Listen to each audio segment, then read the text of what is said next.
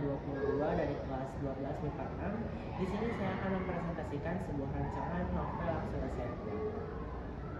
Nah, di sini ada rancangan novel yang sudah saya buat yang berjudul A Touch That Speaks. Jadi ini tuh ceritanya tentang sentuhan yang berbicara. Kita lanjut ke slide selanjutnya ya. Slide selanjutnya di sini ada tema. Tema yang saya ambil di sini adalah percintaan, komedi dan juga fantasi. Ini ada tokoh dan karakter. Saya mengelompokkan karakternya itu ada karakter utama dan juga pendukung ya. Jadi karakter utama di sini saya mengambil dua, yaitu ada Arga dan juga Violin. Arga merupakan mahasiswa tingkat 3, berkarakter dingin dan cuek, serta tidak peduli terhadap sekitar. Namun ia merupakan salah satu orang yang paling tampan di Fakultas Teknik.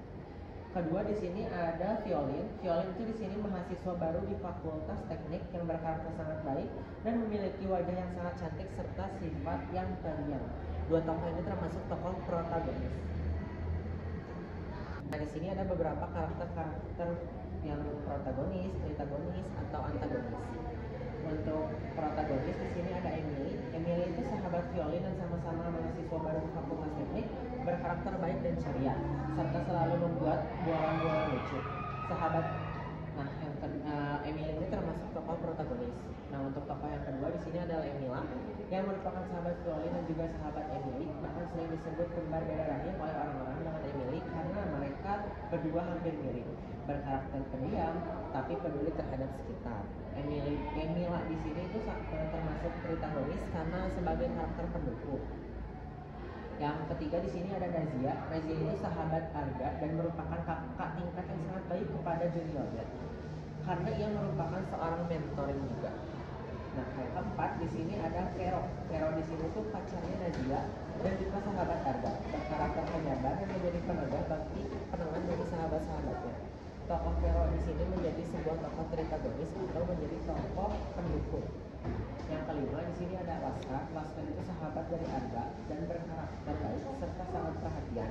Namun ternyata Laskar ini menyukai Emily, sahabat dari Violin dan juga Emila. Laskar ini sebagai protagonis. Jonathan. Nah, Jonathan ini di sini sebagai antagonis karena Jonathan ini kan merupakan salah satu mahasiswa Fakultas Hukum yang menyukai Violin dan akan menjadi tokoh antagonis serta akan menjadi saingan Arga dalam ceritanya. Nah, di slide selanjutnya ini sudah masuk ke dalam alur yang saya gunakan di sini adalah alur maju dan juga alur mundur. Mengapa mengambil dua alur, yaitu alur maju dan alur mundur? Karena pada novel ini akan diceritakan dua latar waktu yang berbeda, yaitu pada tahun 2024 dan 2020 dari dua sudut pandang karakter utamanya. Jadi penjelasan dari alur maju dan alur mundur itu adalah dimulai dari latar tahun 2024, Arga yang sudah menjadi pacar dari Violin. Namun dalam hal tak terduga, Violin yang ingin Arga menceritakan awal mula menyukai Violin. Maka dari itu latar waktu berubah menjadi tahun 2020, di mana itu adalah tahun awal mula dari pertemuan mereka. Setelah alur mundur akan mengalami alur maju, di mana itu akan menjadi cerita dari sudut pandang Violin setelah tadi menceritakan dari sudut pandang Arga. Nah, pada slide selanjutnya di sini akan membahas latar. Latar yang pertama itu adalah latar tempat. Di sini ada universitas, kosan, apartemen, taman, lapang bola, restoran dan juga kafe. Latar yang kedua itu latar waktu pada tahun 2024 dan 2020. Yang ketiga ada latar suasana. Di sini ada senang, sedih, bahagia, takut, marah, cemas dan juga lega. Yang terakhir atau yang keempat adalah latar sosial. Di sini ada kehidupan sosial, organisasi, kebudayaan, pola pikir dan juga status sosial dari masing-masing karakter. Saya akan membahas sudut pandang. Yang saya gunakan di sini adalah sudut pandang orang ketiga. Dalam novel ini saya akan menggunakan sudut pandang orang ketiga. Contohnya seperti Arga menemui Violin di kantin yang berada di luar kampus.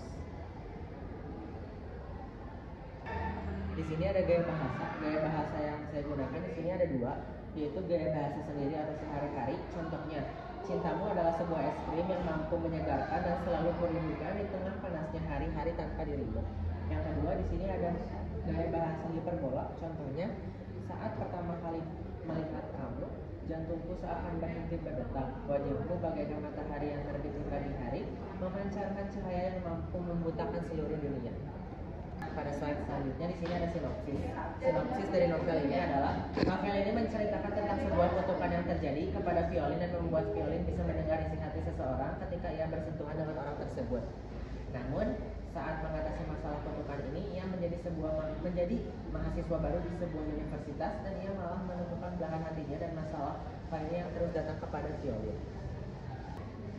Nah, nilai kehidupan yang ada pada novel ini adalah nilai kehidupan sosial. Jadi dominannya dari novel ini itu saya membawa nilai kehidupan sosial. Jadi bisa disebut nilai kehidupan sosial itu adalah nilai dominan yang saya gunakan pada novel ini.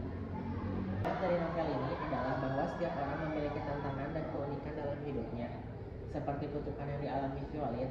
Namun tantangan tersebut bisa menjadi sebuah kekuatan atau bahkan membawa kesempatan untuk menemukan hal-hal berharga lainnya, seperti cinta sejati.